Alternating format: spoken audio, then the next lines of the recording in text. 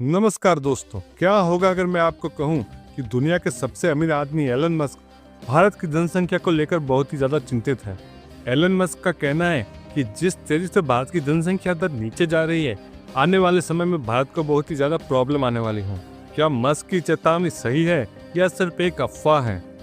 ये बातें आपने हजारों बार सुनी हो। भारत की आबादी बहुत ज्यादा है, इतने लोग हैं कि ट्रेन में जगह नहीं, सड़कों पर भीड़ है, नौकरियां कम है। लेकिन अगर मैं आपसे कहूं कि आने वाले 50 साल में भारत की सबसे बड़ी समस्या जनसंख्या विस्फोट नहीं बल्कि जनसंख्या की कमी हो सकती, और ये बात मैं नहीं कह रहा, दुनिया के सबसे अमीर लोगों में से एक टेस्ला और स्पेसएक्स के मालिक एलन मस्क बार बार दुनिया को चेतावनी देके कह रहे हैं, population collapse is a much bigger risk than over, यानी इंसानों की कम होती संख्या ज्यादा आबादी से भी बड़ा खतरा। सवाल ये है कि जिस देश को आज दुनिया पॉपुलेशन पावर हाउस कहती है, क्या वही भारत भविष्य में जापान की तरह बूढ़ों का देश बन सकता है? क्या भारत अपनी सबसे बड़ी ताकत यूथ पावर खो सकता है? और सबसे बड़ा सवाल, जो लोग आज भारत की बढ़ती आबादी का मजाक उड़ाते हैं, क्या वे आने वाले समय में सबसे बड़ी आर्थिक तबाही को समझ ही नहीं रहे हैं? आज की इस वीडियो हम डेटा, अर्थव्यवस्था और भविष्य के नजरिए से समझेंगे कि आखिर भारत की जनदर क्यों पूरी दुनिया के लिए ताकत विषय बनती जा रही। दुनिया में लंबे समय तक लोगों को लगता था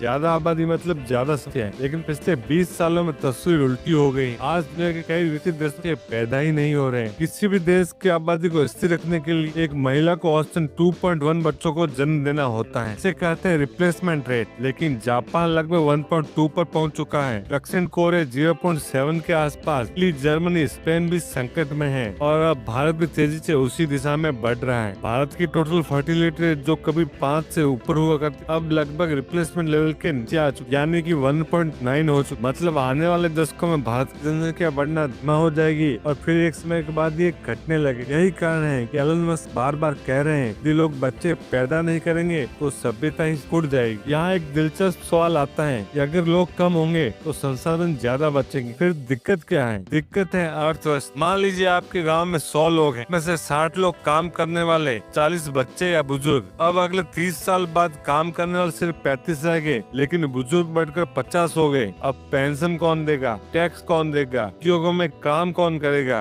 देश की जीडीपी कौन बढ़ाएगा? यही संकट आज जापान झेल रहा है। 1980 के दशक में जापान दुनिया की सबसे तेजी से बढ़ती अर्थव्यवस्थाओं में था। दुनिया सोचती थी जापान अमेरिका को पीछे छोड़ देगा, लेकिन फिर जन दर गिरती रही। आज जापान में लाखों घर खाली पड़े हैं, कई गाँव में स्कूल बंद हो चुके हैं, युवा कम है, बुजुर्ग ज्यादा है, सरकार को पेंशन और स्वास्थ्य सेवा पर भारी खर्च करना पड़ रहा है, काम करने वाले लोगों की संख्या लगातार बढ़ रही है। पता है इसका परिणाम क्या हो रहा है? आर्थिक विकास धीमा हो रहा है, वस्तुओं का उपभोग कम हो रहा है और नए आइडिया तो आ ही नहीं रहे। इसके कारण पूरी अर्थव्यवस्था पर दबाव है। यही कारण है कि जापान रोबोट्स और एआई पर इतना निवेश कर रहा है, क्योंकि इंसान कम पड़ रहे हैं। अब भारत की सबसे बड़ी ताकत क्या है? ना ही तेल, ना ही सोना, ना ही हीरे। भारत की सबसे बड़ी ताकत है उसकी युवा आबादी। दुनिया की सबसे बड़ी कार्यशील आबादी भारत के पास है। यही वजह है कि एप्पल, गूगल, माइक्रोसॉफ्ट जैसी कंपनियां भारत को भविष्य का ग्रोथ इंजन मान। लेकिन अगर जन्म दर लगातार गिरती रही, 2050 के बाद तस्वीर बदल सकती। कम युवा, जुग ज्यादा,